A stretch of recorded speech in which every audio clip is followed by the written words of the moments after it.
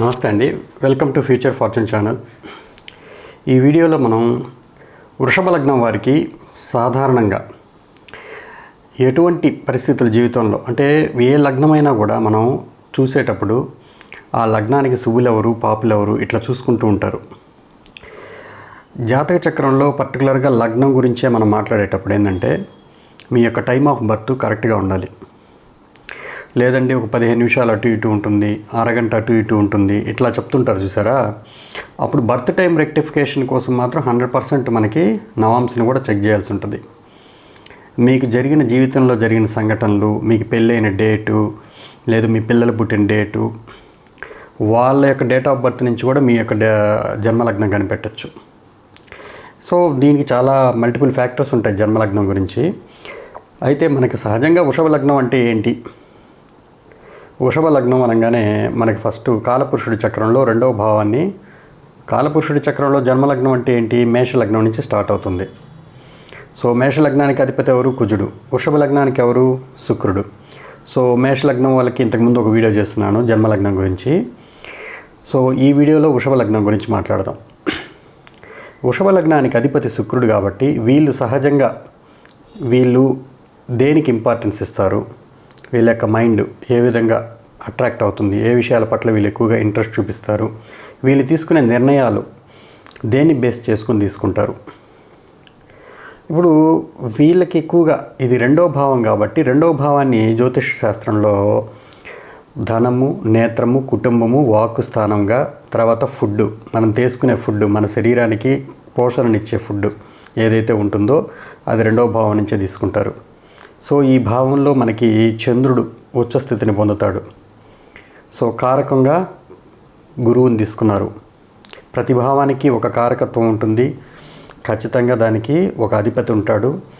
దాన్ని మళ్ళా ఆ ప్లానెట్ ఏదైతే ఉంటుందో అంటే ఆ లార్డ్షిప్ దాన్నే. ఇప్పుడు దీనికి ఎవరున్నారు? కారకుడుగా గురువుని తీసుకున్నారు. అధిపతి అయితే శుక్రుడు. ఓకే, అక్కడ ఉచ్చస్థితి పొందే గ్రహం చంద్రుడు. సో దీన్ని బట్టి చూడండి, గురువు, చంద్రుడు, శుక్రుడు 3 శుభగ్రహాలు ఉన్నాయి. అంటే దీన్ని రిప్రజెంట్ చేసేదానికి రెండో ఇంటిని. దాన్ని బట్టి అర్థం చేసుకుంటే ఈ లగ్నంలో పుట్టిన వాళ్ళకి ఒక రకంగా అదృష్టవంతులే అని చెప్పుకోవచ్చు. అయితే వీళ్ళు ఖచ్చితంగా కుటుంబానికి ఎక్కువగా ఇంపార్టెన్స్ ఇస్తా, లేదు తన యొక్క వాక్కు ద్వారా జీవిత ప్రమాణాలు అంటే వాళ్ళ యొక్క జీవన పయనంలో వాక్కు అనేది చాలా మెయిన్ రోల్ పోషించడం, లేదా ఫుడ్డు, లేదు అట్లీస్ట్ కుటుంబం కోసం పాటుపడేవాళ్ళు, లేదా వాక్కు ద్వారా ధనం సంపాదించేవాళ్ళు, లేదు నేత్ర వైద్యులు ఇవ్వండొచ్చు, లేదు బ్యూటీ పార్లర్స్ నడిపే వాళ్ళు అవ్వచ్చు. శుక్రుడు కదా కారకుడు. చంద్రుడు ఉన్నాడు, మళ్ళీ గురువు కూడా ఉన్నాడు, బ్యాంకింగ్ సెక్టర్లో జాబులు చేసే వాళ్ళు అవ్వచ్చు. చూడండి, ఇవన్నీ కూడా ఈ కారకత్వాలన్నీ ఈ రెండో ఇంటికి వచ్చేస్తాయి ఆటోమేటిక్గా. ఏ లగ్నాన్నైనా మనం స్టడీ చేసేటప్పుడు ఈ మూడింటిని తీసుకోవాలి ఖచ్చితంగా. మేష లగ్నానికైతే రవి అక్కడ ఉచ్చస్థితి పొందుతాడు, కుజుడు దాని అధిపతి. కారకత్వంగా రవినే తీసుకున్నారు. అక్కడ ఓన్లీ కుజుడు, రవి అన్నమాట ఎక్కువగా. సో దానికి ఖచ్చితంగా వాళ్ళ అథారిటేటివ్ పొజిషన్ వల్ల డబ్బు సంపాదించడం, వాళ్ళు ఏంటంటే ఏదైనా ఒక కంపెనీ టైటిల్ని పెట్టుకొని వాళ్ళు లీడ్ చేయడం, లైఫ్లో ఖచ్చితంగా అథారిటేటివ్ పొజిషన్స్ అని ఇష్టపడడం, సో అంటే స్వయం కృషితో కొంచెం పైకి రావడం, ఇవన్నీ కూడా మేష లగ్నానికి. అట్లా సింపుల్గా ఒక్కొక్క లగ్నం గురించి మనం స్టడీ చేయాల్సి ఉంటుంది. ఇప్పుడు ఈ వృషభ లగ్నం వాళ్ళకి మీకు రెండో ఇల్లు మిథునం తీసుకోండి. మిథునమే కదా, వృషభ లగ్నానికి రెండో ఇల్లు మిథునం. సో దీనికి ఇంకొక అధిపతి బుధుడికి కన్యనిచ్చున్నాడు. సో ద్వితీయ పంచమాధిపతి బుధుడయ్యాడు. ఒక రకంగా దీనికి వృషభ లగ్నానికి బుధుడు యోగకారకుడినిగా చెప్పుకోవచ్చు. రెండవ భావానికి న్యూట్రల్ పొజిషన్ ఇచ్చున్నారు. ఆయన ఒకవేళ బుధుడు చెడు గ్రహాలతో కలిస్తే కొంచెం నెగిటివ్ రిజల్ట్స్ ఇచ్చే అవకాశాలు ఉంటాయి.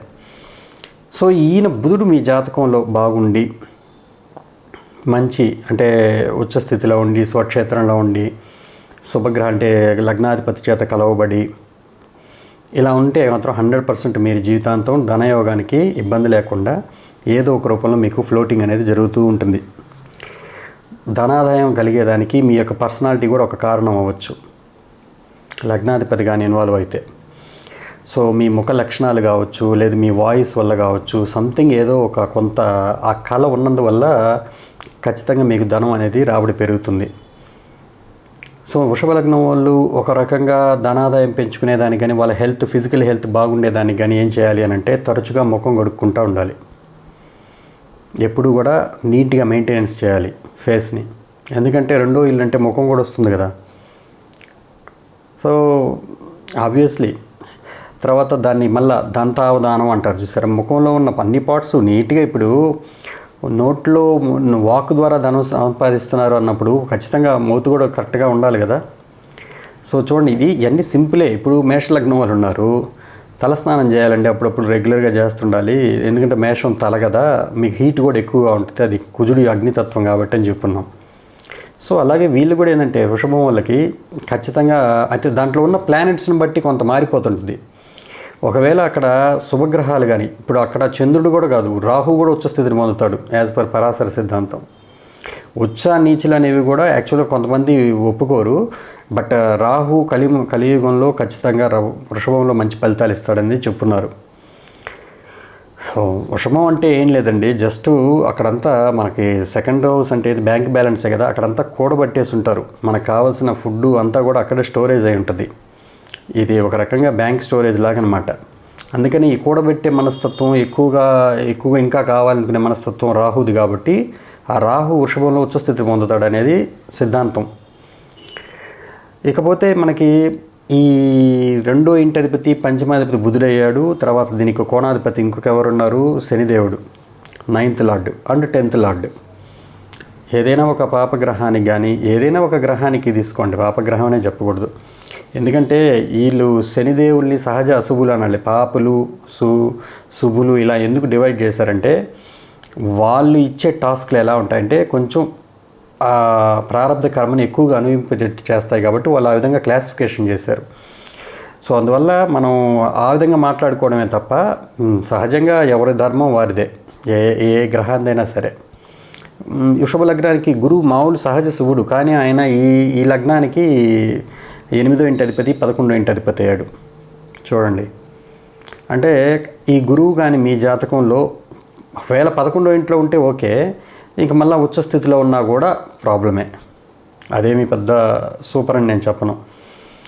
అదే నీచంలో ఉంటే కూడా కొంచెం పర్వాలేదు. కానీ ఎందుకంటే పాపి అనేవాడు ఇప్పుడు కూడా దాని యొక్క శక్తిని కోల్పోవాలి, అప్పుడే అది శుభ ఫలితాలు ఇచ్చే అవకాశాలు ఉంటాయి. మీ జాతకంలో గురుడు ఉచ్చస్థితి పొందినా, లేదు ఇంకా ఎవరు కుజుడు కానీ ఉచ్చస్థితి పొందినా అది కొంచెం ఇబ్బందికరమైన వాతావరణమే. ఇప్పుడు 9వ ఇంట్లో ఉచ్చస్థితి పొందుతాడు, ఖచ్చితంగా తండ్రికి ఏదో ఒకటి ప్రాబ్లం ఉంటుంది. ఎందుకంటే మారక స్థానాధిపతి ఇప్పుడు 7th లార్డ్ అయ్యాడు, 12వ ఇంటి అధిపతి అయ్యాడు. ఆయన 9వ ఇంట్లో కూర్చున్నాడు, సహజ పాపి. సో 9వ భావాన్ని చెడిపేస్తాడు ఏదో ఒక రూపంలో. అంటే తండ్రి అంటే జీవకారకత్వాన్ని ఇబ్బంది పెడతాడు. తండ్రి కొంత దూరం అంటే మీ యొక్క జీవిత కాలంలో కొంత తొందరగానే దూరంగా వెళ్ళిపోవచ్చు. కొంతమంది ఫారిన్కి వెళ్తుంటారు, కొంతమంది చనిపోవచ్చు, ఇట్లా రకరకాలు ఉంటాయి వేరియేషన్స్. బట్ దాని ధర్మం అయితే అది. సో అట్లా మన వృషభ లగ్నానికి 4th లార్డు మనకి రవిని తీసుకున్నారు. ఈ యొక్క రవిని తీసుకున్నందువల్ల ఈ లగ్నానికి ఈ శుక్రుడికి రవి మామూలుగా శత్రువు, కానీ ఈయన ఈ న్యూట్రల్ పొజిషన్. ఎప్పుడైతే ఈ పాపులు అనేవాళ్ళు కేంద్రాధిపత్యం వహిస్తారో పాపం చేయలేరు అని చెప్పారు. అంటే దాన్ని బట్టి అర్థం ఏంటంటే న్యూట్రల్ అయిపోద్ది. ఇది పోయి కరెక్ట్గా వీళ్ళు మిత్రక్షేత్రాల్లో ఉన్నారనుకోండి, 100% వీళ్ళు శుభ ఫలితాలు ఇచ్చే అవకాశాలు ఉంటాయి. ఇప్పుడు కొంతమందికి వృషభ లగ్నం వాళ్ళకి 4వ ఇంటి అధిపతి రవి ధనుసులో ఉంటే ఈ యొక్క ప్రాపర్టీస్ ప్లేస్ కదా ఇది. ఇది 9వ ఇల్లు సాగిటేరియస్ అంటే 8వ ఇల్లు, కాలపురుషుడి చక్రంలో 9వ ఇల్లు అవుతుంది. సో ఫారిన్ కంట్రీస్లో వీళ్ళు ప్రాపర్టీస్ని కొనున్నారు. కొంతమంది విదేశాలకు వెళ్ళి చదువున్నారు, ఉచ్చస్థితి 12లో ఉంటే. 4th లార్డ్ చదువుది కదా, సో అందువల్ల వీళ్ళు ఏంటంటే వాళ్ళ జన్మస్థలం వదిలేసి దూరంగా వెళ్ళి చదవడము అలాంటివి చూస్తున్నాను. అది కూడా నెగిటివ్ రిజల్ట్స్ ఇవ్వట్లేదు. అంటే ఒకవేళ ఓన్ ప్లేస్లో ఉండి మిత్రక్షేత్రాల్లో ఉండి ఉచ్చస్థితిలో ఉంటే మంచి రిజల్ట్స్ ఇస్తుంది, ఈవెన్ లగ్నాధిపతికి ఇదైనా కూడా. సో 6th లార్డ్ లగ్నాధిపతికి 6th లార్డే స్వక్షేత్రం. అంటే ఇప్పుడు శుక్రుడు తులలో ఉన్నాడు అనుకోండి, అది మేలు చేసే అవకాశమే ఉంది. శత్రు రోగ రుణస్థానాన్ని తుల ఆక్యుపై చేసింది. ఒకవేళ మీకు అక్కడ కానీ ఇంకేదన్నా చెడు గ్రహాలు ఉండి ఇబ్బంది పెడితే మాత్రం సుఖరోగాలు వచ్చే అవకాశాలు ఉంటాయి. కిడ్నీస్ మాల్ ఫంక్షనింగ్ అవుతుంది.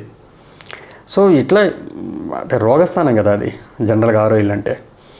సో తొలే రోగస్థానం అయింది కాబట్టి 100% మీకు భార్య యొక్క హెల్త్ పాయింట్ ఆఫ్ వ్యూలో ప్రాబ్లం కనిపిస్తుంది.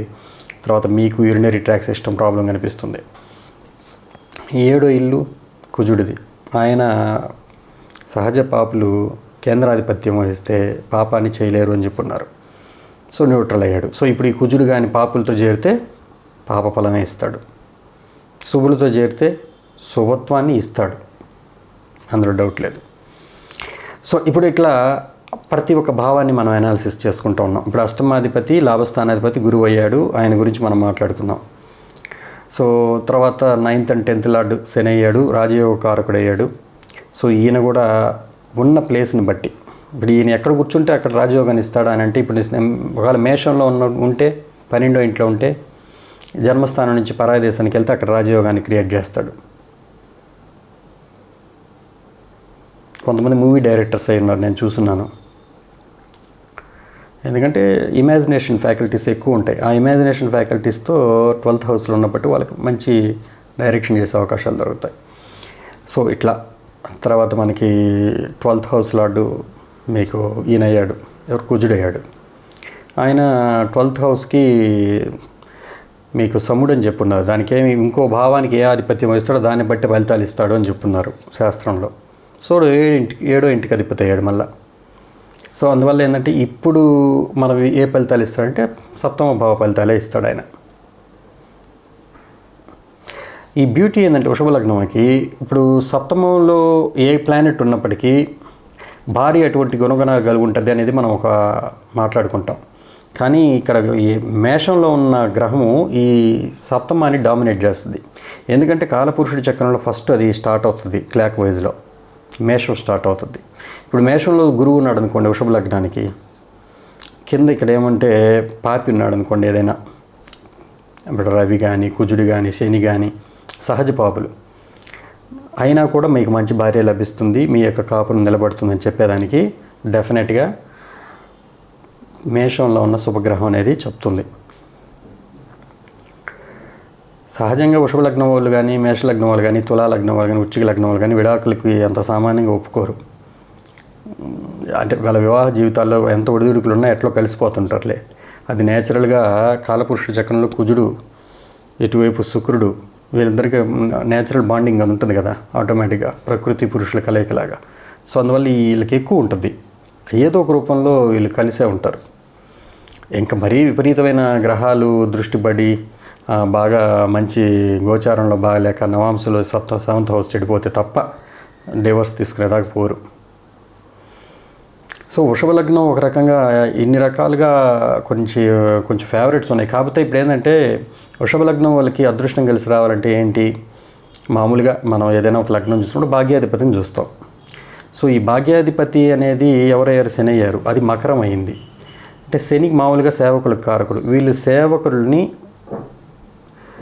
బాగా చూసుకున్నట్లయితే వీళ్ళ జీవితంలో పని వాళ్ళని కానీ వీళ్ళ కింద పనిచేసే వాళ్ళని కానీ బాగా చూసుకొని గౌరవించినట్లయితే ఒక గురువుతో సమానంగా అన్నట్టుగా ఖచ్చితంగా వీళ్ళకి భాగ్యం అనేది వృద్ధి చెందుతుంది. శాస్త్రం ఏం చెప్తుంది, శనిదేవునికి అమ్మవారిని పూజించాలి అని చెప్తుంది, నెగిటివ్ కానీ ఉంటే మీ చార్ట్లో. సో మీ యొక్క భాగ్యం వృద్ధి చెందాలంటే అమ్మవారి టెంపుల్స్కి 100% వెళ్ళాలి. మీ లగ్నాధిపతి శుక్రుడే, అది అమ్మవారిని ఇండికేట్ చేస్తుంది. సో మీరు లైఫ్లో ఎప్పుడు పోయినా కూడా అమ్మవారి టెంపుల్స్కి వెళ్తుంటే డెఫినెట్గా మీ యొక్క భాగ్యం అనేది సరైన డైరెక్షన్లో వెళ్తుంది. మీ జీవితాన్ని సరైన మార్గంలో ప్రయాణించేదానికి అమ్మవారి కృప అనేది ఉంటుంది.